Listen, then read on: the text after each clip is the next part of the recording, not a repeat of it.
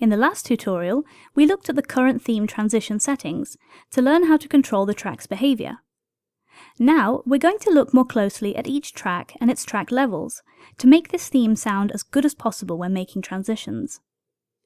Starting with the choir track, select it and look in the inspector to find its settings. The choir track is written in a way that makes it natural and possible to evolve at every second bar, so let's keep it at 2 bars as we set it in the current theme transition settings. The choir is a relatively slow track with long notes that need to ring out, and therefore we need to put a whole 2 seconds in the crossfade and fade out so that the notes are not unnaturally cut.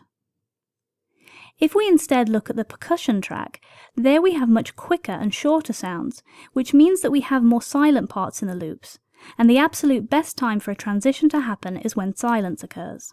So here we can allow transitions to happen a lot more often than the choir track. So let's set it to be able to change at every beat, and the fades can be very, very short. The Elias engine actually helps you out even more with this by analysing the audio and then looking for silent parts close to your specified beat points to make the transitions even smoother.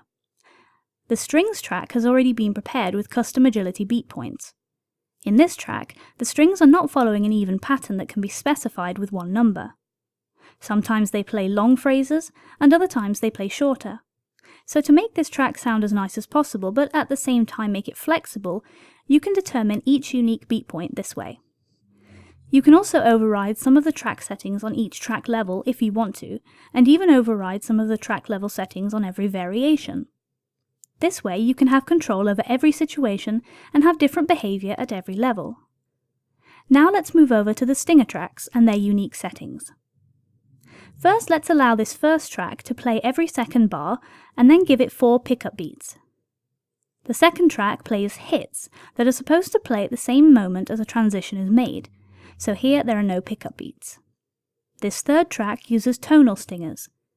These are stingers that play melodies which follow the harmonies of the theme. This means that we need to specify exactly when they're allowed to play. You can do this by using custom agility beat points on each variation, and as you can see, this has already been prepared. The first tonal stinger can start playing at the first beat of the first bar, as well as the third beat in the first bar, and so on. Then each variation is specified this way, so one of these stingers can start to play as quickly as possible. You can also see that tonal stingers are placed at level 7 and level 14 as well, and these are the same stingers but played with more power and intensity, so they can follow the intensity level of the theme.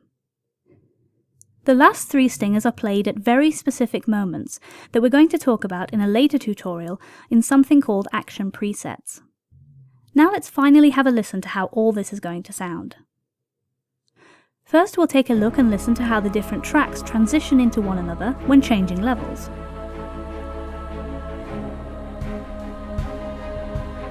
As you can see, the percussion track is changing much faster than the choir track, just as we told it to, and it sounds much more natural and organic than if we were to have made a simple crossfade between 2 different recordings. Next, let's take a listen to the stingers. First, let's try the 1-bar pickup stinger. You select it in this stinger drop-down so it's played at the next level change.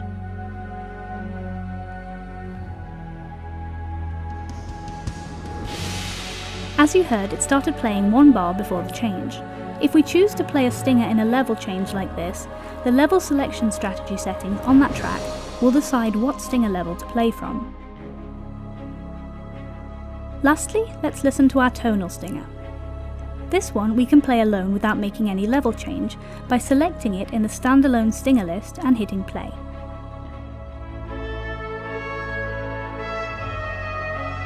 If we then go up in intensity by changing level, and then also move this stinger level slider, we can see that a stinger will be played from level 7. And if we bring them both to max levels, it sounds like this.